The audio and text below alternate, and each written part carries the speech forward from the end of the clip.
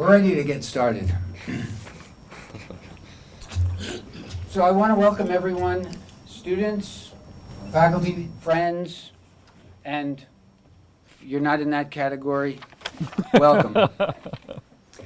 I want to thank our sponsors. We have a lot of sponsors this year. College of the Environment and Life Sciences, the Graduate School of Oceanography is helping, the College of Arts and Sciences, Rhode Island Sea Grant, the Society of Landscape Architects, Rhode Island chapter, Landscape Forms, and I believe that Rhode Island Nursery and Landscape Association are also helping to support the lecture series. In particular, I want to thank Lucas Tucker, who's a senior in landscape architecture, for his time and effort in putting the poster together. Thank you. I also want to thank, I think there are two students, Phil and Emily, is that for the reception and making the effort to make that happen. For anyone who wants to receive notice about the lecture series, and we have it scheduled through April 2015, you can find out about the lecture series on the Landscape Architecture website. You can find it on a number of various locations, and if you're really interested, you can send me an email and I will let you know prior to each of our lectures. Just to bring up our next visitor, Jamie Maslin Larson of West 8 New York will be here on October the 9th, which I believe is 2 weeks from today, I think. Maybe 3 weeks. 3 weeks. Tonight we're pleased to have a special guest with us. We have Charles Waldheim, the John E. Irving Professor and Chair of Landscape Architecture at Harvard University's Graduate School of Design in Cambridge. He is also a principal in his firm called Urban Agency, and I like to tell a little bit about each of our guests. Charles received a BLA from the University of Florida, which explains why football came into his conversation every now and then. He received a Master's of Architecture degree from the University of Pennsylvania. He's a licensed architect, an educator, an administrator, a scholar, and a theorist. He is a funded researcher and a published writer. A little bit about his writing. He's been an editor of the Landscape Urbanism Reader, which is published by Princeton Architectural Press, and it was translated into Korean in 2009. With Katerina Rudy Ray, they were co-editors of the Chicago Architecture and Urbanism publication, Histories, Revisions, Alternative, University of Chicago Press. He's got 4 other volumes that are anticipated over the next 2 years. He's published monographs including Constructed Ground, the Millennium Garden Design Competition, University of Illinois Press. He's got another of the Constructed Ground series published by Rice University School of Architecture. And he's published, or will be publishing, Landscape as Urbanism, a General Theory, which is anticipated in 2015. He's widely published in journals, and I won't go into titles. I'll just say Landscape Journal, Topos, New Geographies Center, which is a journal for architecture in America, Curb Journal, which is of the Royal Melbourne Institute of Technology, and in Building Material, a journal of the Architectural Association of Ireland. So publications all over, and this is only a few. He has presented widely at conferences around the world and organized symposia as well in Europe, Canada, and the United States. His work has been featured in exhibitions in Chicago, Barcelona, Minneapolis, and Detroit. He's won the Rome Prize Fellowship from the American Academy in Rome, Sanders Fellowship at the University of Michigan, and a visiting scholar research fellowship from the Canadian Society of Landscape, Canadian Center for Architecture, excuse me. He's received a national citation for outstanding professional achievement from the Canadian Society of Landscape Architects, and he's been elected a Fellow of the Institute for Urban Design, and the Outstanding Teaching Award he received at the GSD.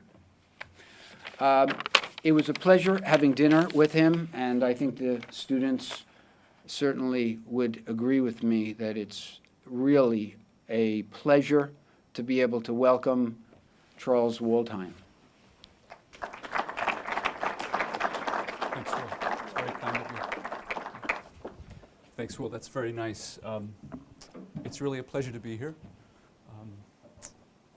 A part of what I'm enjoying today is it's the first time I'm in the state. I just moved to Cambridge a few years ago, and I'm completely illiterate, never been in the region, have no idea. And I already know that I like it here. Everybody's so nice. And I've had a wonderful experience. So thanks, Will, for your hospitality. And thanks to everybody I've been talking with over the course of the afternoon. I don't really know what you have on your minds, what you're interested to talk about. What I've organized this evening is really a kind of introduction to a few topics that might get us started, but I want to spend quite a bit of time on the things that you're interested in. So what I thought I would do would basically present three topics. The first is a little teaser, a little amuse-bouche on landscape architecture. Like, what's that about? Where did that come from? I'll say a little bit about the idea of landscape as a medium of urbanism, the thing I've been working on the last 10 years or so. And then I'll close with a little bit about the implications of the first two topics for the education of the landscape architect, and a little bit of what we're doing at the GSD these days.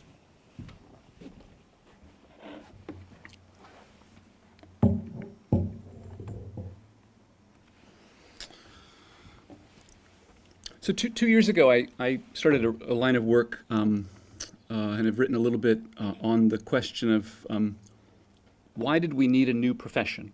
It's a kind of naive question, but coming into the field as an architect relatively late in the game, it's a kind of naive question that I feel as though I reserve the right to ask. And so my question was, why was it in the 19th century we needed a new profession? Where did that come from? Why is it called what it is? And what were the alternatives? Right? And so I began that with a fairly simple question, which was, what was the first work by a landscape architect? So you know the myth, you know the backstory, you know that the profession was consolidated here, more or less, between Boston and New York, and in a conversation between the East Coast of the United States and in Paris in the second half of the 19th century. You know that the boosters of this new field chose to call it landscape architecture, and that in so doing rejected a range of other options that were available to them, and more about that in a moment. And so my question for you this evening is, in that modern sense of the profession here in the US, being the first culture to consolidate a new professional field, what was the first work of landscape architecture? I think the questions of mythology, origin, nomenclature are significant in terms of what they tell us about our interests today. I'm not just interested in history for history's sake. So what do you think? What was the first work of landscape architecture? The Egyptian canals. Egyptian canals? Okay. What else? Rock formations, so like dolmens. Geology. I like it. So pre-Stonehenge even. Okay. All right. What else? My answer's on the screen. I don't know if that helps. So I was led to believe, being an undereducated architect, I was led to believe the first work of landscape architecture in the U.S. Was the design for Central Park.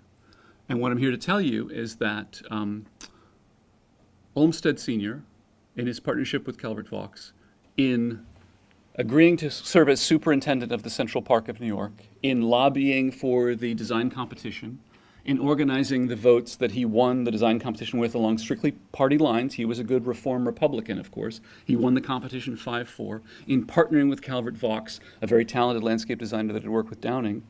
And through the construction of Central Park, Olmsted never used the term. He called himself architect. And it was only subsequently, a couple of years after that design competition, that he accepted the planning commission for the planning of northern Manhattan. So this is the bit up here, the planning of northern Manhattan above 155th Street, where the commissioner's grid stops. That history is something that I talk about in the Harvard Design Magazine, spring of 13, in a little piece called Landscape as Architecture that asks that question. Among the things I want to share with you to begin with is the idea that Jeffrey Jellicoe, no less than Jeffrey Jellicoe, Sir Jeffrey Jellicoe, the founding president of IFLA, our international association, said in the 1960s, I quote, "The landscape architect, who was first called a landscape gardener, is still surely wrongly named." And so I'm interested in questions of nomenclature, questions of professional purview, who gets to do what, what's at stake in calling ourselves an architect or not an architect.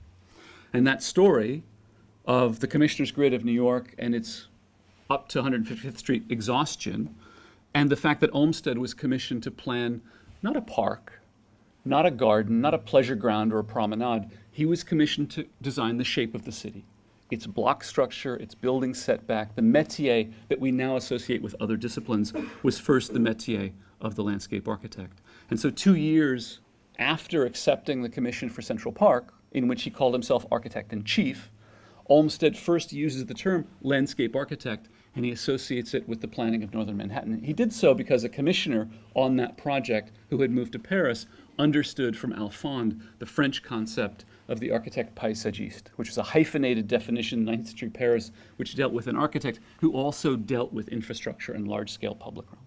Now, in this, what I'm interested in is the way in which the planners of those two projects, New York and Paris, used infrastructure, mostly civil engineering.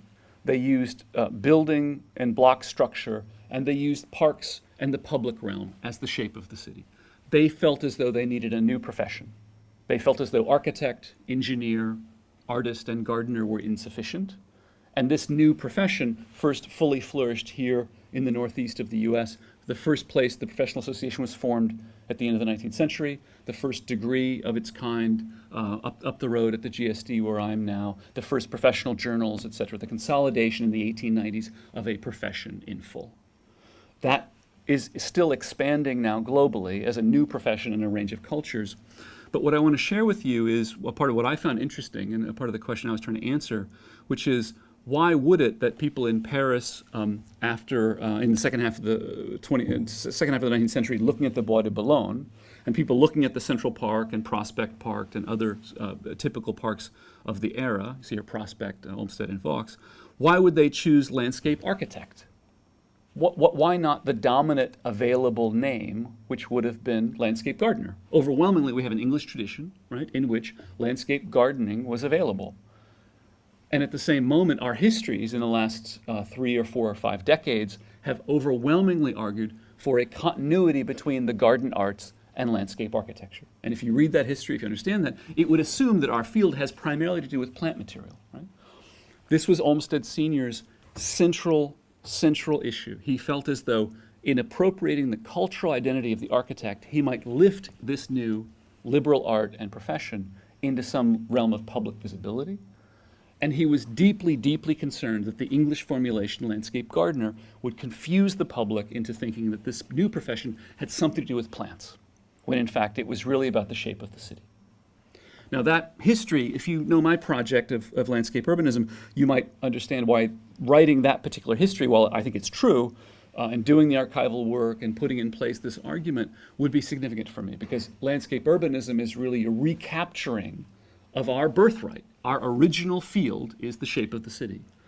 And what happened, of course, after the 1890s is that by the 1920s, 1930s, at Harvard and then elsewhere, the urban commitments of our field, the social and the environmental work of our field became so pronounced that we spun off an entirely new discipline that came to be known as planning. And in so doing, in building that new discipline, a new degree nomenclature, a new professional identity, a new journal, that left our field, landscape architecture, bereft. It left us bereft of our urban commitments, it left us bereft of our social engagement, and it left us with what? It left us with the decorative, the ornamental, and the plant material. And that was the central confusion that for me as an architect being educated mistakenly, left me with the impression that, oh, well, the landscape architects were the guys and the girls on the other floor that you didn't talk to because they wore Birkenstocks and they used magic markers and they were really about plants. And that was the advice I got in school, was that, you're an architect, don't trade your cultural capital as an architect.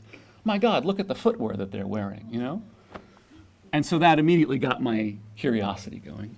I happened to have been in graduate school, as Will said, at the University of Pennsylvania, at a place that had a pretty damn fine architecture and also a very good landscape program. And the relationship between the two was very hostile. It was very much don't talk to them. And so as I began to cross the aisle and teach in landscape and talk to colleagues in landscape, having been, in a department of architecture, many of my colleagues felt as though I was taking my career in my hands, basically, because that was a time when, in the early 90s, mid-90s, we weren't really meant to talk with each other as much as we're trying to do now. And so my project has really been to recapture that idea of landscape as a medium within the city and to reposition the landscape architect relative to the other fields. And so in short, landscape as urbanism is about the idea that the landscape architect is uniquely positioned today. I believe that the landscape architect is the urbanist of our age, disproportionately if you want to build city today, if you want to urbanize today, whereas in other eras you would have hired an architect in 1909 to do the Burnham Plan, or in the 50s you might have hired an urban designer, right, or a planner. Today, and I'll try to back this up with some examples, you may, as much as anything else, you might hire a landscape architect. Not to be the last one hired and the first one fired to decorate around the edges of a larger commission by another professional, but rather to lead a larger team that's responsible for the shape of the city. That's really what's at stake in landscape urbanism. You guys with me so far? Can you hear me okay? Sorry? No? Yeah. All right. I can't really see much up here, and I have a sense that most of you guys are hanging back at the back, kind of seeing how it's going to go. Beginning in the 1980s, a group of people, mostly in New York and London, but in a couple of other places, mostly architects who were interested in the question of the city, began to do a kind of work that focused on program. And so I'm showing here one example of that. This is the 1982 diagram by OMA, Office for Metropolitan Architecture, Rim Koolhaas, for the Parc de la Villette competition. It's an example of a moment in which, in the 1980s, if you were a fashion-forward architect in London, and if you wanted to develop a proposal for a new public realm in the city, and if you wanted to avoid the style wars of postmodernism, you might become interested in program or event, activity in the city, as opposed to all of the buildings that came with it. And that's somehow fundamental to the development that becomes landscape urbanism. The idea is then taken up by a generation more junior than Rem and others. This is the work, of course, of Adrian Hus, West 8, and his firm from Rotterdam, in which they, in the 1990s, do projects like this for the North Sea storm barrier, the shell project in which they use recycled material, found material, black and white shells. And the stripes are an inside reference to the OMA project for La Villette, but equally, they're a kind of ecology. But it's using ecology. Hus was educated at Wageningen, the Dutch National Landscape School, but using ecology not as a redemptive science to clean and put back and restore, but using ecology as a kind of public spectacle, right? He's using ecology here to organize birds around the coloration of their feathers, because he knows that birds of white feathers will tend to land on lighter shells, birds with darker feathers will tend to land on darker shells, and this is a natural selection process through predation, right? And so he's using ecology here not to put back or clean or save the world. He's using ecology as what I'll call a medium of design, right? And so that's one fundamental tenet of landscape urbanism. Using ecology not simply as a science applied to the natural world, but more as a medium through which to think about design. West 8's scheme for Schiphol Airport from the 1980s is equally illustrative of this, where they deal with a large metropolitan condition, in this case a modern airport, through a series of ecological strategies that we can talk about. By the turn of the century, into the 90s, early aughts, we see the emergence of some early, now canonical landscape urbanist work, right? And so among those projects that you will be familiar with would be the projects for Downsview Park in Toronto, international design competition. This is the Jim Corner, Stan Allen collaboration that then led to the formation of Field Operations as a firm as Jim was getting started. And it's typical of this early, now canonical landscape urbanist project in which ecology becomes a kind of curatorial practice, right? And so at Downsview, Corner and Allen They don't use ecology to put back what had been there, but they begin with the charismatic species, right? The charismatic megafauna. And they identify those species, right? The coyote and the moose and others, and they engineer environments. They grow environments for those species as actors in this larger territory. That act of curation then leads to this kind of work in the late 90s, early aughts, in which, over time, landscape urbanism becomes the choreography of the relationship between species. A part of the central idea here is that we can grow a more robust, more biodiverse, maybe more culturally rich public realm than we can afford to pay for now by using natural systems and offloading onto natural systems a form of productivity that in the 19th century we would have simply paid for by the robber baron's largesse. In the contemporary economy, we simply expect the growth of a park over time. Right? This leads to work like the diagram at the bottom. Ecologist Nina Marie Lister from Toronto.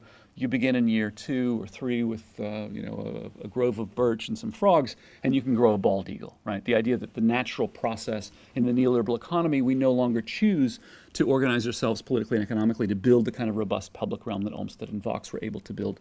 And in place of that, of course, we have a kind of Teletubby landscape, the image landscape. At this moment, critics and theorists like Julia Zerniak at Syracuse were arguing that landscape was entering a, quote, performative turn. That is, landscape had moved from a question of appearance. We were less and less concerned with what it looked like. We were distancing ourselves from the ornamental and the decorative, more and more concerned with its performative aspect. What can landscape do, right, as a performative driver in the city? And so at this point, those of you that are still awake back there are wondering, like, yeah, okay, well, haven't we been trying to do ecological planning for some time now, Waldheim? Isn't this really what we were trying to do for much of the 20th century? And the answer is yes, but. Okay? And so I'm showing you, of course, the image on the cover of Ian McHarg's seminal 1969 Design with Nature. Right? Ian McHarg, a graduate of our program at the GSD, goes in the 50s to launch a new program at the University of Pennsylvania, City and Regional Planning, in which landscape architecture is remade. Landscape architecture is remade, organized around the sciences, and in which the faculty is composed of the various sciences, the fluvial geomorphologist and the fish person, and organizing a faculty around the sciences could allow us, in the McHargian worldview, to use ecology as an applied natural science to apply to the challenges of the contemporary city. And it was a laudable goal. It was absolutely ahead of its time. It changed our field overwhelmingly. The fundamental challenge with this work, which is necessary but insufficient for what we now call landscape urbanism, is that it presumed a couple of things. The first thing is it presumed, and Ian, when I brought him to Chicago in the first landscape urbanism conference, said this, is that urbanization is like a cancer on the planet. It comes from a model of ecology in which humans are outside the system. And if you view urbanization as a cancer on the planet, as Ian professed, then of course it's going to be much better a model for telling us where not to urbanize and how not to urbanize, which I think this system got very good at. But it's not very good at telling us how to urbanize where we will, right? And so in that context, in the regard of the kind of overlay pancake, layer cake method, right? McHargian analysis, ecological analysis or ecological planning has developed incredible tools. We have now more ecological science and more specific and precise planning models than we've ever enjoyed. And at the same moment that this work came online, we've decided increasingly not to organize our cities based on this information. We exist in a political economy in which we have better maps and better data than we've ever enjoyed, and yet we choose to urbanize otherwise. And that's obviously another question about political economy. At the same moment, of course, in the 1950s and 60s, at Harvard, people in the laboratory for computer graphics were using computers to develop the first models of computer mapping that then became geographic information systems. Right? So whereas McHarg was doing this with acetate and overlays in Philadelphia, Carl Steinitz and Jack Dangerman and others at the lab at Harvard were using digital means to make GIS. Both of them were projecting toward the same ultimate goal, which was the idea of applying empirical knowledge to planning. And both changed our world fundamentally. In 2011, Harvard University had a 375th anniversary. That I had never worked for an employer that had been around for 375 years, so that kind of got my attention. At the GSD, we had our 75th anniversary. We're 75 years old then. And as an exercise, the university asked us, they asked every unit on campus, what were the top game-changing ideas that have come out of your field in 375 years on campus? They developed a top 10 list. Right? The top 10 list included things like the catcher's mask, the case study method, anesthesia, like things that you can't imagine the world without. Right? The GSD, the Graduate School of Design, produced one item on that top 10 list, which was the invention of GIS, which is an absolutely game-changing technology, changed the way we see the world, and it has had a profound impact on the social and environmental health of cities and people around the world to this day. That was a necessary foundation for the development of landscape urbanism, but in Jim Corner, Stan Allen, and Adrian Hoes and others, the people that I'm showing you are protagonists of early landscape urbanism work, they were all trained in that at Wageningen, the Dutch system, at Penn with McHarg, where Jim Corner was a student of McHarg. And at the same moment, their fundamental distinction is that while they analyze ecological and urban problems at the scale of the region, they've abandoned the project of intervening at the scale of the region, which is ultimately one of the ultimate problems, the intellectual problems with regional planning, is that we seem to lack the political economy in this culture for executing regionally scaled plans. And so landscape urbanism takes that knowledge and applies it at the project scale, most often at the scale of the brownfield site that it's replacing. So this is a question of industrial economy transitioning from a productive Fordist economy in the term of art to a post-Fordist economy. So there's an economic underpinning to this conversation as well. And so we see in the early aughts, first decade of the 20th century, projects like Freshkills landfill. Again, Jim Corner Field Operations, the largest landfill on the planet, in which landscape is seen to be performative. You can use landscape processes to clean a site that was subject to incredible toxicity and damage over the years, and one does so through design development drawings like this, which are about succession and using processes that can be curated and steered toward certain outcomes that could deliver a kind of biodiverse and robust public realm. Now that's at one scale of the brownfield. Of course, at the other boutique design scale, we have now increasingly a range of built work around the world, including the High Line in New York and other projects that are quite well known, in which the ecological implications are admittedly modestly scaled to the scale of the site, but at the same time represent a kind of built scale work relative to urbanization. Right? You'll recall the High Line was, of course, an impediment to development, right, on the west side of Manhattan that was to be demolished, and it was only through a community meeting that it was decided to be salvaged because two local residents decided, well, there must be a better idea here. Now, admittedly, when Robert De Niro comes to your community meetings, it's a particular kind of community, and I don't want to overgeneralize. Having said that, 10 years ago, we were in a place where, 15 years ago, we were in a place where a generation of urbanists had decided that landscape was not capable of structuring urban form. It was too weak, and that we needed to return to the street and traditional 18th and 19th century patterns. And at the same moment, our economy is no longer 18th and 19th century. Our culture is no longer. So why can't we have a fashion-forward, socially progressive, environmentally healthful urban project? And that's a little bit what landscape urbanism has been doing to provide an alternative to neo-traditional or Eurocentric town planning models that are based on the 18th and 19th century.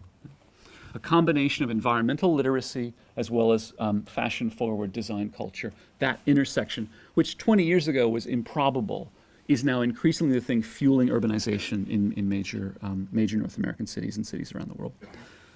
Among the cases that we have available, and we'll talk mostly about North America this evening, I'll point to two cities. New York, in the recent past, the last decade, has been among the most interesting venues. I'm showing you here Michael van Valkenburg's scheme along the Hudson River for Hudson River Piers.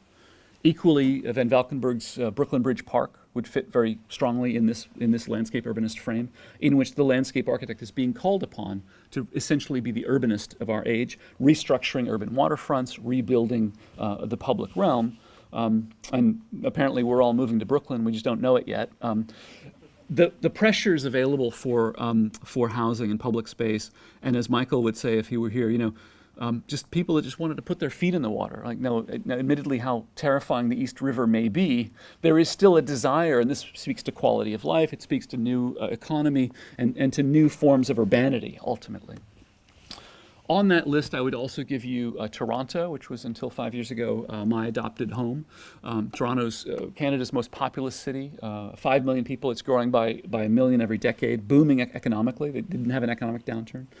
When I moved there a few years ago, I thought the banking sector was, from the 19th century because I couldn't get a credit card. So I thought I was a kind of upstanding, credit-worthy individual. They said, no, we have an old-school banking system, and I think they were idiots until the U.S. economy fell off a cliff, and they've had no economic cliff. They've had no housing bubble. The waterfront of Toronto is right now being rebuilt, and Toronto, as much as any other U.S. Or Canadian city, has focused on landscape urbanist strategies, and they have maybe half a dozen of the world's leading landscape architects under contract leading major urban restructurings. This is the Central Waterfront, project by Adrian Hughes and West 8, competition-winning project. They were the only landscape architect-led team of the 5 finalist teams. And they won, the jury members tell me, because they were the only team to describe in this section the site as an ecological problem. Before it was an urban problem, before it was an architectural problem, whereas all of the architect-led teams developed very clear destination building, object form, very, very cool stuff. It was the Hughes team that said in this drawing 2 things. First of all, the red trolley that you see there, the heavy gauge trolley system in the ground in Toronto, when it's fed by hydroelectric power from the north, is as close to a zero carbon transit system as we have in North America. Whereas every other team moved the trolley out of its alignment at great expense and effort to make room for more destination, Hughes was the only team that said, no, that's the center, that's the spine of what we're doing. They combined that with a very smart lacustrine ecology strategy to rebuild fish habitat, to deal with stormwater management, and to present to their jury, ultimately, and to the public, that the question of the city today is really an ecological question, among other things. Of course, on top of that, they do build a robust, replete, fashion-forward public realm in which the medium scale of urban design emerges, but it emerges on top of that ecological foundation. There are some very interesting design elements. The public realm is not simply lowest common denominator, and they're building it right now. It's under construction over the course of the last several years, and it's extraordinary if you have a moment to visit Toronto. Just to the east of the Central Waterfront, there was a design competition a couple of years ago for the lower Don lands, the old port that had been made redundant after containerization made Great Lakes ports essentially redundant. This was a design competition that brought together the old greens in favor of conservation, restoration, protecting the watershed, and the housing authority in Toronto to build new housing for some of that population. And I'm showing you the winning scheme by Michael van Valkenburg Associates a couple of years ago, in which tripling the storm surge coming down the Don River was a part of the brief, and rebuilding the function of the estuary of the mouth of the river, of the Don River. What Van Valkenburg did that in part won the competition was that his was the only team that rebuilt the estuary not where it was historically, not putting it back into some historic conservation district or some old image of what had been there previously. They put it on the publicly owned land because they understood this will be a completely newly engineered water system in which we can decide where we want to engineer this ultimate ecological asset. Having built the ecology in the public realm and therefore allowing the city to develop it, they then built private development for about 30,000 new residents, which is what the briefs called for, in dense, walkable, transit-served new neighborhoods. They were collaborating with Ken Greenberg, the urban designer, Banish and Banish, German architects, Matthias Schuler, trans-solar energy modelers. So the leading architects in the world, the leading energy modelers, modeling carbon and other ecological inputs and outputs, but in which ecological services, the rebuilding of the lake ecology and this equestrian, this lake-river interface environment was the centerpiece. Equally, my colleague Chris Reed from Boston and from the Harvard GSD, his firm's called Landscape Urbanism, Stoss Landscape Urbanism. They were interested in the same questions. They described, again, working with Nina Marie Lister, ecologist, in this diagram, their project for the Lower Don as a sex park for fish. They said, let's start with the principal species that can rebuild this ecosystem. And identifying those species and knowing that there will be winners and losers, this is not a natural process of putting back what was there, but identifying where in this interface between river and lake these fish would frolic, and then engineering environments, rebuilding environments in which those populations would thrive.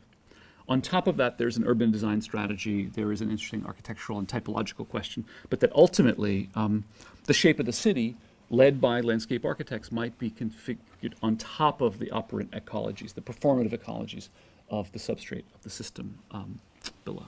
Okay? So sorry for that backstory. I didn't know exactly what to expect by way of, kind of background. Maybe this is old material. Maybe you know this stuff by now. I didn't know, but I wanted to start at the beginning. So for those of you that are still awake, still with me, the question is, well, what does that mean for the education of the landscape architect? So if that's true, if the landscape architect is the urbanist of our age, and if the GSD and other schools want to be at the forefront of that, training urbanists for their roles, what does it suggest for the way that we educate landscape architects? I was shocked 5 years ago when I arrived at the GSD and I found that we had essentially a prohibition against the use of the computer in the first year. And I understand why, I get that, but it was nowhere near the demands of normative professional practice, which is overwhelmingly digital today in my experience. And so we've been engaged right now in retooling our core commitments around questions of urbanism, and digital media as a part of that has really come to the fore for us as a central question. In part, we find that for landscape architects to credibly lead interdisciplinary teams, for them to have the kind of street credibility and experience, they need to have a range of experiences in which not only are they exposed to design culture at the highest level, they don't identify themselves as not architects, but rather they're able to collaborate with architects and urbanists. And in so doing, it necessitates that they have comparable toolkits, assuming that what we bring will allow us through ecology to change the way that we approach problems. In the middle of our three-year program has been around for about 100 years, first MLA of its kind in the world. We're committed to graduate education. Most of our students have studied French literature, philosophy, economics. They have no design background. About 40% of our students come in from architecture, having studied architecture before, and about 10%, a very small number, come in with a BLA into our post-professional degree. So in the middle year of that three-year program, we introduced them in the fall in a studio led by my colleague Pierre Bélanger, a studio that begins with ecological inventory, analysis, GIS mapping, that looks like what you might find as a planning scaled or ecological planning studio in a lot of other places. In so doing, they're immersing themselves, they're working with Richard Foreman, they're taking a range of coursework. But then what we do that we're trying to be innovative with is we bring the ecological knowledge to bear on spatial and projective models. That is, we're increasingly focused on the idea of making that knowledge instrumental, not simply scientific and empirical, describing the existing conditions, but equally as a medium through which the landscape architect will intervene. And this necessitates getting back down to the shape of the earth and its performance, and using tools, analog, digital, three-dimensional, two-dimensional, that can allow us to simulate, to model, but equally to model in three-dimensional form outcomes.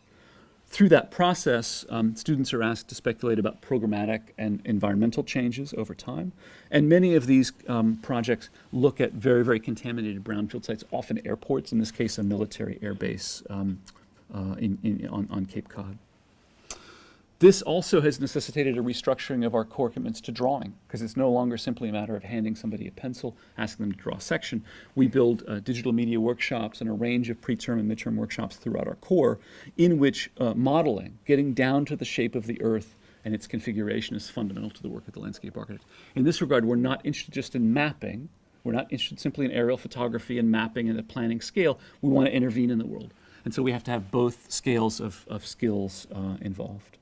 In this regard, we're increasingly interested in the performative modeling and using modeling from civil engineering, hydrology, using a range of different techniques to try to find the performative outcomes from a range of different kinds of inputs, let's say, with respect to the natural world. And in that, hopefully, we're training a generation of landscape architects who have a kind of credibility with and a fluency with design culture, and they're perfectly capable of leading teams of architects, urban designers, and planners, in part because they share not only software, not to mention footwear, but equally cultural sensibilities. I mean, the flip side of this is equally true. I think among the things that we're aspiring to do is to educate a generation of architects at Harvard who couldn't get through the building in the last 5 years, even if they recoil in horror, completely allergic to it, they couldn't get through the building without understanding the new centrality of landscape architecture. And so even for that population, I think there's an interesting story to be told. In the fourth semester, the end of spring of our second year, we we organize a studio around this idea of urban design. We think that it's important that every landscape architect in our cohort come through and have direct experience with urban form. And so Chris Reed of Stoss Landscape Urbanism, my colleague, organizes the studio. It looks at a very complicated waterfront, urban waterfront, typically in New York, Jamaica, Queens, some urban river condition, and with a brief that looks a lot like the Lower Don, right? House 20,000 new residents in a very complicated environmental condition.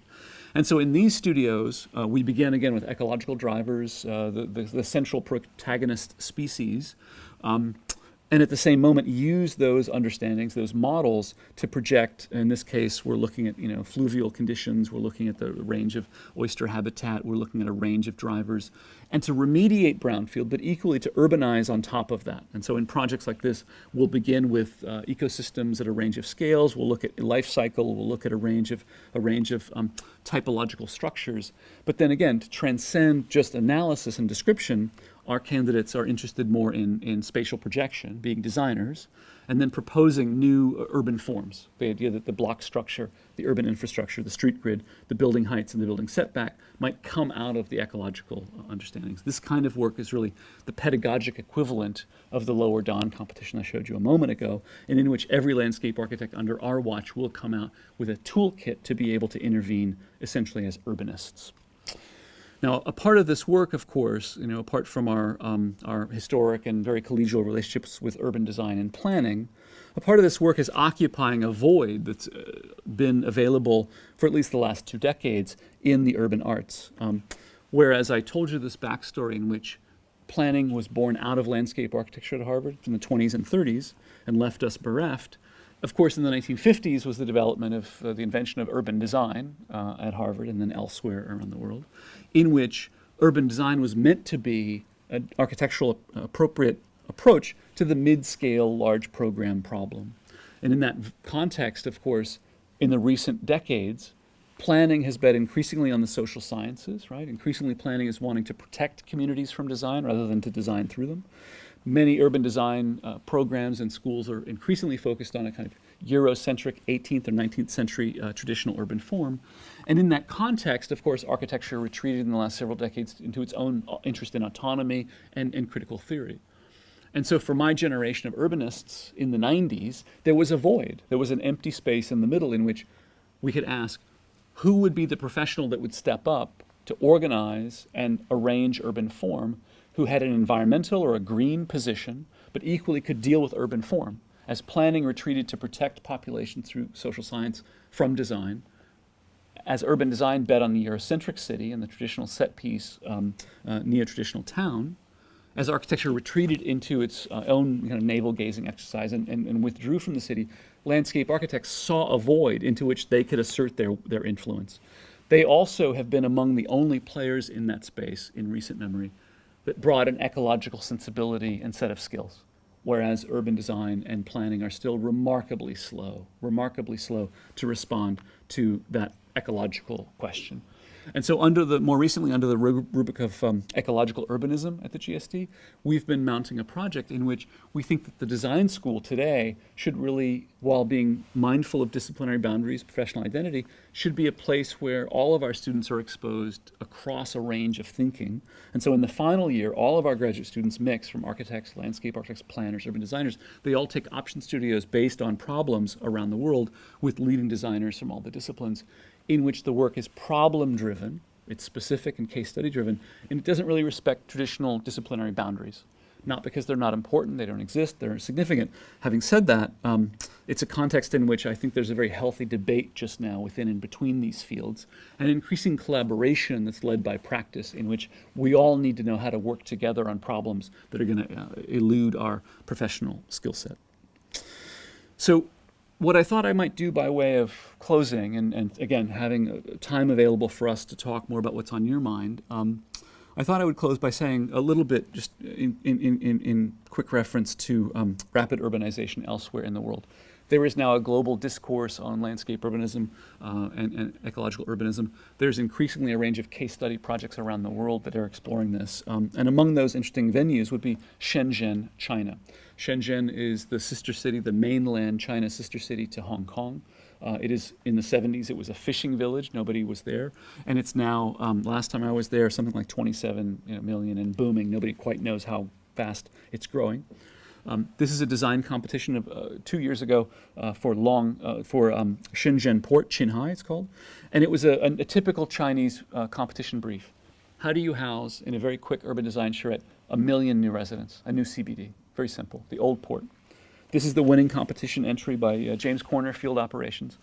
What I found interesting about this competition was that the 3 finalists, one was an architect, Rem Koolhaas OMA, one was an urban designer, Joan Busquets, urban planner from Barcelona, one was a landscape architect, Jim Corner Field Operations, New York. They all had the same basic diagram, which was start with the rivers, recuperate the ecology of the river systems as the spine of this, clean the water, and once you have that foundation, of course you can then urbanize within that. And so what I want to suggest to you is that our friends in architecture, urban design, and planning, of course, are paying attention to this and have responded and are increasingly able, or interested at least, to work in this space. Now, setting aside the semi-disposable, speculative, neoliberal, kind of late capitalist or state capitalist urban form, pardon me, I think later is probably better. Yeah. Setting aside that project, the idea of these 5 tributaries feeding into the bay at Qinghai is really the foundation of the public realm and getting the ecology right as the foundation of the project. And this was a couple of years after a project for Longgang City, another design competition in Shenzhen, in which 16 finalists were invited in to deal with something like a population of nearly 250,000 new residents, right? Typical Chinese brief. In this context, I'm showing you the competition-winning entry from the Ground Lab team. This is the people that run the AA Landscape Urbanism Unit in London. So Eduardo Rico, Eva Castro, et al. They were the only team that did 2 things that won them the competition. The first thing they did was this. They presented the only cultural heritage plan of the entire competition. They said you cannot simply erase this Hutong fabric in Shenzhen. You have to have a plan, a thoughtful process of evaluating your cultural heritage, the urban form that you have, and making some decisions about that, and that we, getting off a plane from London, are in no position to advise you on, but we know that you need this process. The second thing that they did, of course, is by now no surprise to you in this audience, they did a landscape ecology strategy that was the most effective, clear-sighted, using the spine of the river in Longgang to recuperate the health and life of the water system. And from that, they developed a series of water strategies, a series of park typologies, and then ultimately, on top of that, engineered building heights, building setbacks, urban design structures about the shape of the city, block structure, and the like. Only then did they look back at history. Of course, they did look at precedent, in these cases, a range of canonical urban design precedents as a kind of check against some of the typologies they were developing. And by far, for my purposes tonight, the most provocative thing that they did, and the thing that's the most stimulating for me today in my own thinking about design right now, is their response to the question of the model. So typical to Chinese competitions of the kind, they began the brief with a one-page statement of values with respect to sustainability, moving away from automobility, the importance of reducing carbon. Pages 2 through 17 of the competition brief were projections of the rate at which automobility was growing, the rate at which carbon was growing, the rate at which fossil fuels were being used, the pace at which we're all going to hell, basically, right? And so that contradiction, as in many cases, was left unresolved. And then at the back end of the brief, the competition brief asked for an enormous wooden model. As typical, they asked for a wooden model that was about at the size of this table, for example, from 16 entries. Right? These big kind of plywood constructions that you see. The Ground Lab team, Eva, Eduardo, they were the only team that had the courage to say that's ridiculous. You're going to house 250,000 new people in a new city over a 2 or 3 year period of rapid construction, and the best tool that we have is a plywood and acrylic model, like the 19th century. All the other 15 finalists showed up with their enormous wooden models. These guys showed this, and they called it a relational urban model. They said it's like an Excel spreadsheet, basically. You can see on the left building heights, 2 floors, 3 floors, and on up through 17 and above mid-rise buildings. On the right, you can see density targets from fairly low densities through kind of medium-scale densities, FARs. And then at the bottom, you see a kind of code sequence, A1, A2, et cetera, which is really a DNA for block typology, looking at the history of this piece of the city. They said that the shape of the city should not be the resultant of, I like blue, or those are nice shoes, I like your glasses. It's not about connoisseurship. The shape of the city should be derived from ecological performance, and that the outputs should be corresponding to the inputs in the value system. And that this model, this digital model, which would allow the shape of the city to be the resultant of questions of carbon, water quality, solar orientation, etc., right? The idea that you want 4 hours of sunlight on the solstice, or you may want, in fact, to have certain levels of water quality, certain reductions of carbon. We have the tools now, digitally, to connect those empirical projected outcomes to the urban form that we're proposing. And that would also necessitate a conversation between the Shenzhen Planning Bureau, the host of this competition, and the populace. Of course, the Shenzhen Planning Bureau, in agreeing to the jury's recommendation and awarding this first prize, were slightly puzzled as to who they might have this conversation with, because that wasn't really a part of their political program, but that's a part of what made it so interesting today. And for me, the relational urban model we're building into our program at the GSD through coursework and through a range of studios, and I think it's among the most interesting tools we have available to correlate ecological outcomes to formal propositions. So thank you all so much for coming out tonight. You've been fantastically patient with me, but I want to spend whatever time we have available for those who are interested on the questions that you might bring to me. So thanks very much.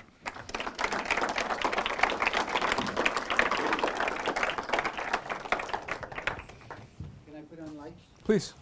I feel like you guys have been in lights the whole time. I don't know if you're getting a tan or if you like how that's working, but I can see you a little better from over here.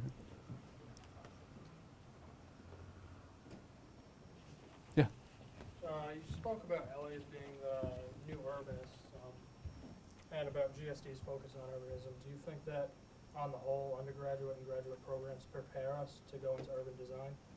Or is there still a focus on the traditional kind of idea of landscape architecture? Sure, yeah, it's a great question. I mean, do programs prepare people for this?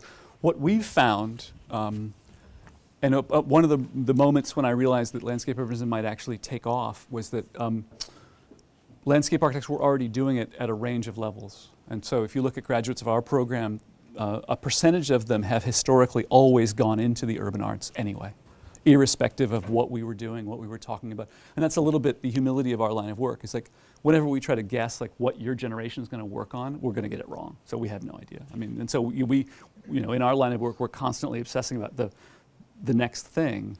But at the same moment, I've found that landscape architects have filled this void structurally because of their skill sets, and it began with people who combined an interest in design with a kind of ecological literacy. But I think that's going to be fairly durable. The window won't stay open forever. I mean, it's not a free pass. But unless and until our friends in the other fields really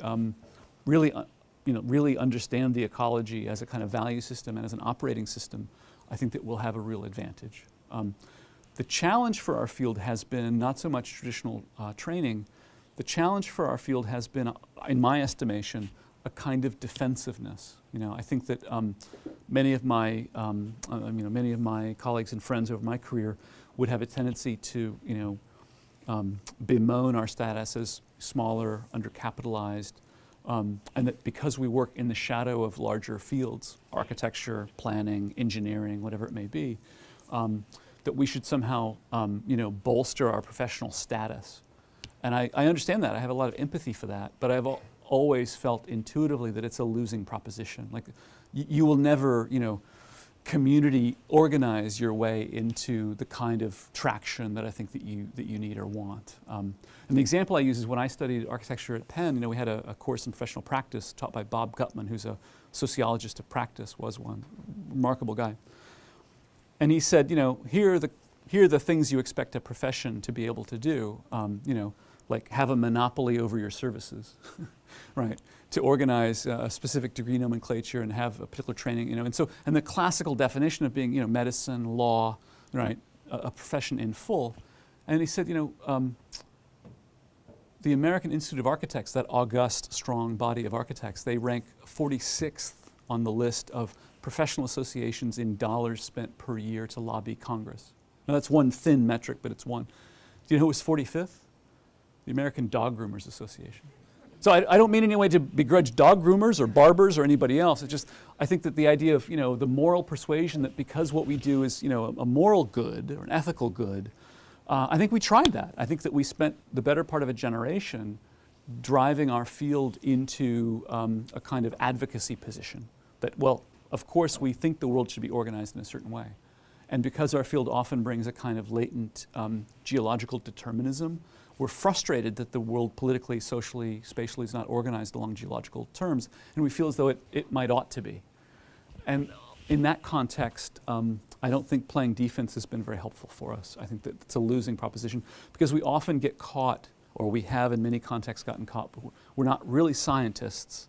And this is a little bit the blind spot in McHarg's vision, is that after a generation or two in the context at Penn, they're no longer really scientists.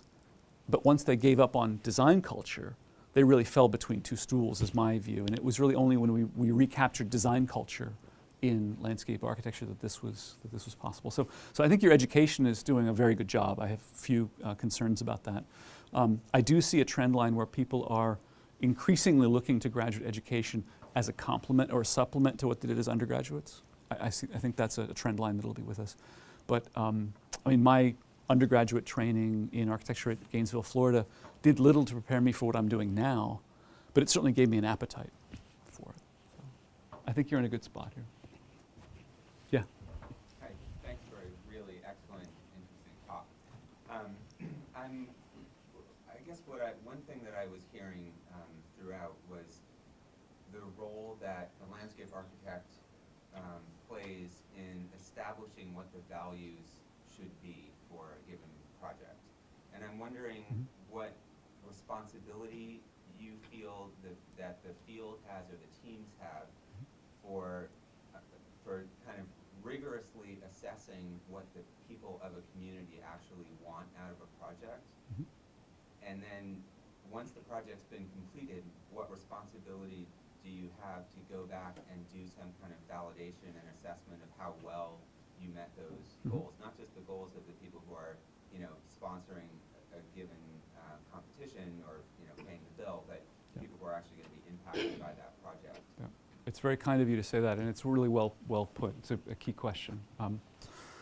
The first thing that I say will sound more glib than I want it to, and so I want to apologize for that up front. In Toronto on the waterfront, for example, many of my friends in Toronto are planners, and many of them, their day job is to protect communities from change. Like that's their value system, that's what they do professionally.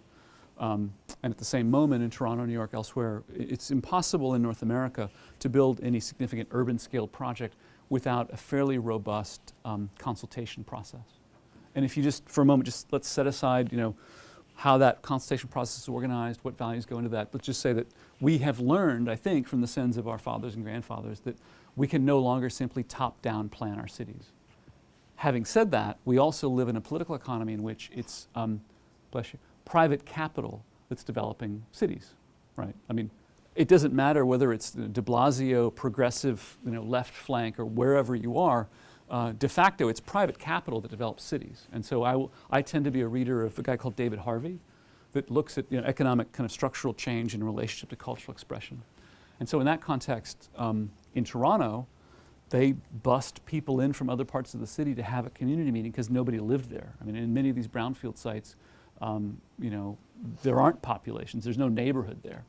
And so I feel a little bit like we're still fighting the last war. We've built an infrastructure, we've built a set of protocols, we've built planning and consultation processes to save Jane Jacobs and to win the Spadina Expressway and the Cross Bronx Expressway at all. But we won those wars. We've learned that. And yet we're using those on brownfield developments in which it's really private capital in relationship to the public realm that's the issue. I guess the other thing to say here is that I don't want to overstate the roles of these designers in the value system implicit in their selection process, because upstream of these designers, in every case in New York and Toronto and Shenzhen, there were community members, planners, people in the public sector who were already imbuing a value system that produced a process that could come to a landscape architect, let's say. And so it's a kind of two-way, it's a chicken-egg question. And so in that regard, there is a tension, or there can be an historic tension between a focus through planning on community, consultation, metrics, evaluation, testing, et cetera, and an ecological performance. Because one of the key questions that emerges very often, well, who decides which species? You know, who gets to decide that? And at the same moment, because these developments don't come out of an old left public sector development, we've abandoned that in North America. Increasingly, I think the future of North American urbanization is one in which private development in consultation, public-private partnerships with the public realm. And these are, you know, admittedly modest examples, but they're the best examples that I've got. If you follow the debates right now in New York around the Bloomberg to de Blasio transition and affordable housing, for example, that's a good case study right there in that question. I think every one of the designers I've spoken about tonight bring to the table a real set of social and environmental commitments, but they also bring a kind of realpolitik that says, listen, it's private capital that's developing housing, and housing is overwhelmingly the driver of these projects. And it's that increment or that value that allows for the development of a public realm. But in that public realm, to a person, they feel as though there are social and environmental good. And in that regard, I tend to, it's a part of what landscape urbanism is arguing for, is that it's very difficult to have a community meeting or community consensus around something like a large infrastructure project. And we've learned as a discipline that we can no longer return to the kind of sins of the modernists. Having said that, we've built the infrastructure around that problem, but we seem to lack the capacity to deal with some of the larger environmental and urban problems. And that's a little bit what landscape urbanism is trying to do. I hope that is a little bit in the direction of your question. Yeah, I mean, are there metrics that you use to gauge success 10 years out from when the project may have been completed? Sure, yeah. We had a doctoral student at the GSD. She just completed this May. And what she asked was a set of environmental and economic questions. You know, I mean, so that's one particular metric. It's not every metric, but she looked at recent landscape projects like these, and she found that overwhelmingly the development of these landscape strategies leveraged public funding. So the Highline number is easy. It's $6 for every, you know, public dollar in New York that was invested has come back in tax increment on top of that at the bottom of the downturn. And admittedly, it's an enormous investment of capital. Having said that, it's also produced both tax revenue but also environmental outcomes and leavened development, again, in a kind of neoliberal economic climate. With respect to questions of the social, I personally feel as though there's a limit to the application of social science models to the urban arts. And I feel as though we've gone quite a long way that way in this past several decades, applying to the design disciplines and professions a kind of social science model in which the survey or the you know, other forms of metric are basically forced upon us from other fields. Whereas I think, you know, the empirical outcomes they're not that complicated, but many of them are overwhelmingly positive. Not all of them, obviously. But I think if we're going to have a question about those outcomes, at bottom, the fact that it's a neoliberal private capital driven process is at root of much of it. And if you have, you know, concerns about affordability, if you have concerns about gentrification, et cetera, there's a political question lurking under this. I did a book on Lafayette Park in Detroit that dealt with this issue a couple of years ago, because I was interested precisely in that. And what I've come to the conclusion is that design, you know, urban planning cannot enforce a future social contract. It can produce a space in which it's possible that equity, social justice, environmental health is available, but there's nothing that a designer today can do to ensure that a future political economy will be socially just. I don't think it's in our métier. Yeah. I was wondering if you work alongside people who try to change the mindset of the people who will be living in these new cities, because you're working to increase the ecology, but it's really largely based upon who's going to be living there and how much respect they have for what's been done. Mm-hmm. Mm-hmm. I would say change the minds of is a little strong. I mean, the landscape urbanist playbook has been useful, I should say, in a couple of different places. Where I'm from, Cambridge, Massachusetts, doesn't need this because it's not growing. You know, like it's been downzoned to zero, so nobody can move there, basically. And so in that context, they don't really need an urban theory. So landscape urbanism works best in places that are growing very, very rapidly, places that are shrinking very, very rapidly, and in places where the forces, the economic and the demographic forces, the ecological forces, are too dramatic for traditional urban responses, let's say. And so in that regard, in New York, in Toronto, and in Shenzhen, it's not a matter of trying to convince people of the desirability of this. It's how quickly can we build this for the pressure of the people that want this kind of life. And I don't want to minimize your question, because I think there's an important question about how do we live next to a wetland. Like there is a kind of learning curve, but we're relatively late to the kind of return to the city anyway. And what we find in major cities, whether it's cities like Detroit that are shrinking or cities like the ones I've shown you that are growing, there's overwhelming appetite for this sort of thing. And the people that don't want to do this, they tend not to want to do it for other reasons, whether it's political, economic, social, but choosing the city, as a lifestyle and as a moment in one's life is now something that our economy is organized around. And that these projects are trying to build a city that's, capable of supporting, let's say. And clearly there are people for whom, they would much rather go to the suburbs. But the long trend line is mitigating against suburbanization and toward this kind of re-urbanization, I guess. Yeah, in the back.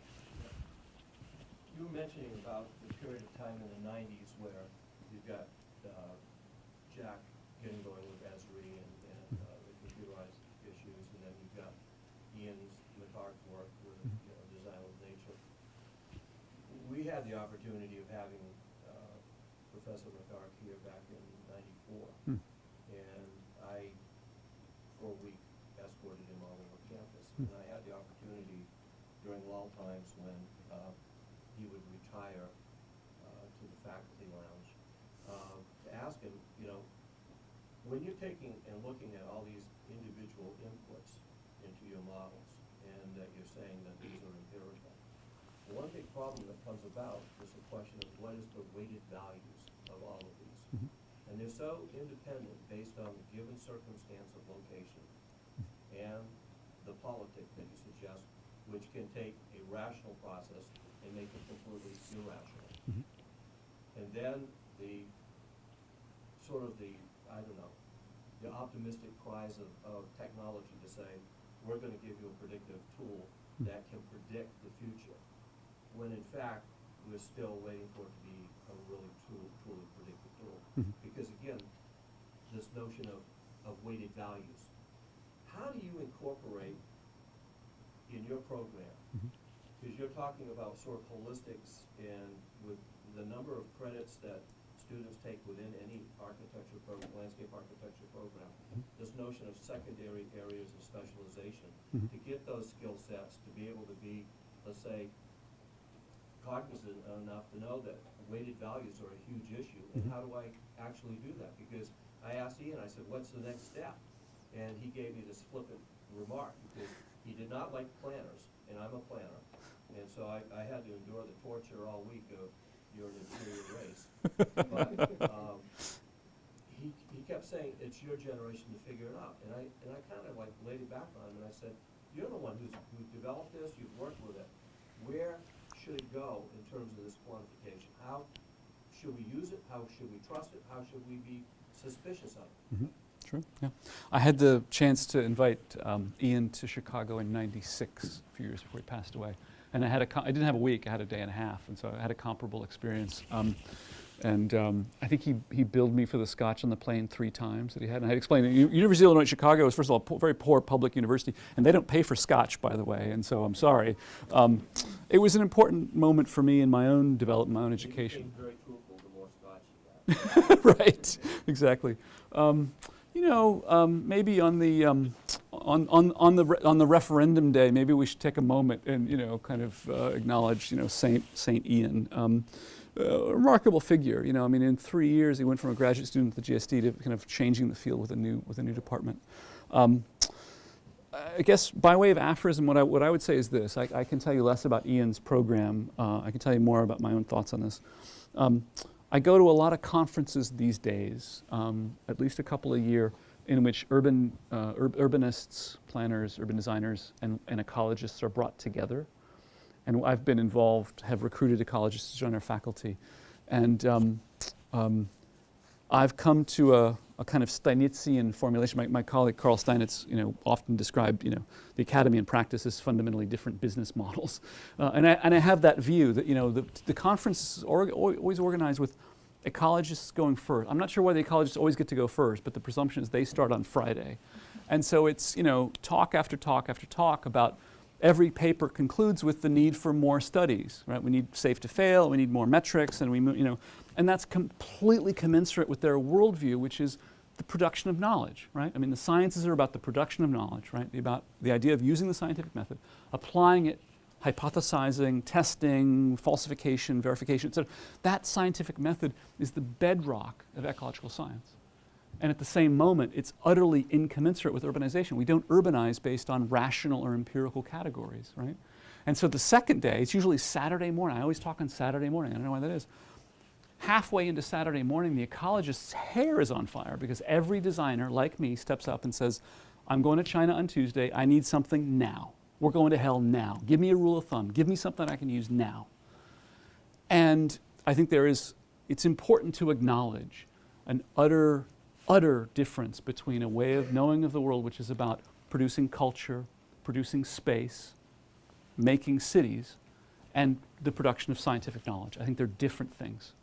Now, what's interesting in that for me is the relationship, the imbrication, or how you can appropriate scientific knowledge in making decisions about city making. Right? And so in that regard, I'm not optimistic about any grand synthesis. I think every time we've tried to do that, we've failed. And as a result, the city is this elusive object of study. It's by far the most fascinating thing for me. Multivariate, nonlinear, and we can't wait to have all the data to act, is how I would characterize it. And so in that regard, my interest in our field is less focused on how can we get the statistical analysis and the variables perfected, which I respect and have enormous respect for. Having said that, I know that many of the things that we're talking about are not that sophisticated, statistically or otherwise. The idea of, don't build in the floodplain is a kind of intuitive thing. And I don't want to go so far as common sense, but somewhere between common sense and a rule of thumb, I think an overlay map is a pretty good tool. And so in that context, I think one can, and I don't mean you or your question or your field, but I think one can get a little too mired in the mechanics of one's own individual discipline and miss, for me, what's the real impact, which is I think that we have the potential in our generation to make cities healthier. And not, in some abstract, fuzzy-minded, holistic, emotional or religious sense. I'm allergic to metaphysics. In an empirically verifiable sense. The water's cleaner. The air quality is better. There's more sunlight in your bedroom, et cetera, et cetera. Right? And we think that we can build cities that can make available healthier outcomes. We can't ensure the social or political or economic structures to enforce those. And obviously, ultimately, free will being what it is, people will make their own choices. But I think that the ecological planning era was an important foundation for this work. The second piece to your question has to do with our value system at the GSD. We're committed for 75 years, and prior to that in our schools, to training the designer as a generalist. That is, you will not come out of our shop knowing enough about any of these things to be an expert in any of the subdisciplines or sciences. We think that design is a general activity in which research, synthesis, being propositional, working iteratively.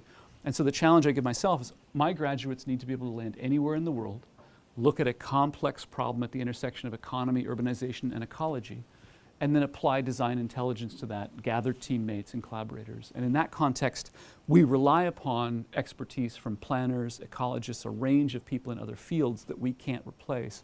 But we tend to be very good as synthesizers and people who can also lead a process either in the design team or in public. And so what I say publicly about our graduates, the rap on our graduates is that they tend to be a little overpriced and a little full of themselves. And in 18 months, they're running everything, basically. And that's a little bit what's served us well in the last couple of years. I think there was one here first, and then we'll. Simple question. What software, or what various software was used in all the models that you showed today? Well, if you come visit us, we can spend more time. I can tell you that we have a book called Platform, which which comes out once a year, which is really a kind of document of the life in the school for that year that documents this work and the work of the rest of the school. I would say that there's nothing more sophisticated than is run in many of the leading architecture schools. You know, it's a pretty simple, in the first semester we do everything both analog and digital, you know, like day one, somebody who studied French literature, philosophy, we give them a pencil, we say, here's how you make a section, right? It's very basic, projective geometry. In that first semester, we're working in AutoCAD and the Adobe suite. In the second semester, we begin to introduce three-dimensional modeling, again, analog and digital at the same time. Most that's Rhino and some 3D milling and some 3D laser cutting. And then in the second semester, we'll add Grasshopper on top of the Rhino to do the relational stuff. And we'll have a few boutique things here or there that are more water hydrology, civil engineering software that we can talk about, but they're pretty esoteric. But most of this is Adobe Suite, AutoCAD, Rhino, Grasshopper. Yeah. Well. It's related to that question. So you have students who probably are driven by the same desires as our students, and that is to produce three-dimensional, gorgeous, spectacular images. How in 2 years or 3 years in a graduate program, when you do have students who are driven to learn much, how do you get them grading and drainage and the basics that without those skills, you do great, gorgeous images that sell governments on your projects, but when do you start to say, well, we made a mistake. It doesn't really drain. Sure. So we, and this is not the folio that I brought tonight, but of course have what we think of as one of the great clusters of faculty in practice, ecology, and technology. And so we have 6 courses. They are organized into half semesters, so modules we call them, so we have 12 modules. The first one begins working with Matt Urbanski, who's a principal in Valkenburg Associates, and it begins with plant material, plant community, and a regional understanding. And so they go to a nursery, they go to a cranberry bog, they go to a quarry. They understand materials, plant material, and other materials from the point of view of a landscape architect. In the second half of the fall term, they begin to develop planting strategies. They look at historic typologies, they develop certain species and palette, and they do a kind of planting strategy plan that's commensurate with the scale of the design work in that first semester. Second semester, when it's really cold outside, is when we cut down into grading. Again, 2- and 3-dimensional, analog and digital, and they get quite fluent with this. By March, they can just grade, very, very competently. And then we add to that then a piece on soils, and they're doing a drainage piece that continues that in the third semester. Third semester, they're also being introduced to ecology, so they work with our ecology team. They look at large-scale systems and structures, and it's in that semester that they're introduced to a drone scan that looks at canopy, and they do field tests and measures. In the fourth semester, they take coursework with Neil Kirkwood, my colleague, and others, in which they're looking at designed landscapes and reverse engineering them to detail. So they'll look at an engineered a design landscape. They'll work backwards from what they find empirically. They begin to cut drawings through it, et cetera. And so by the time they get through our core, our first 2 years, they're quite professionally competent at that stuff. At the same moment, in the fourth semester, there is a course which really is a kind of accelerated course with respect to those topics for our advanced placement candidates, architects who come in who have some familiarity. And then in the fifth semester, in their final year, they do a course on practice where they do construction drawings, specification writing, and that kind of thing. So that's laid in there, and it underpins a lot of the work that we're doing. I guess what I would say is that the technical has always been an important strength of our faculty, and it will be going forward, as has been our practice faculty. Within that, what we find is that the technical is also the most perishable. Like, we know that whatever software or whatever model of hydrology or whatever strategy there is for dealing with a technical question, it will be wrong in 5 years, basically. And so we tend to focus on the more durable skill sets: research, design, iterative process, organizing a team. And it's also true that we're betting on design as the kind of synthesis of those technical areas. And to that we add history and theory and representation. And in that regard, we're also, we benefit from working in and with teams in which most often professionals will hire a range of different types to an office. So it's not uncommon for our graduates to be hired into an office at the same time that office is hiring a graduate of another program, maybe a BLA, maybe an MLA, that's much more technically focused, and also maybe hiring an architect as well who brings a different kind of skill set. And so in that regard, our candidates have very, very good outcomes, and they often tend to draw for 18 months, 2 years, 3 years, but then be in a position to be able to orchestrate the drawings of others fairly rapidly. All right, well, I think that this was great for me. It was really wonderful to hear you, and I want to thank you for coming. And any of you who want to stop by out there and say hello, please feel free to do it. Thank you very much. Thanks very much.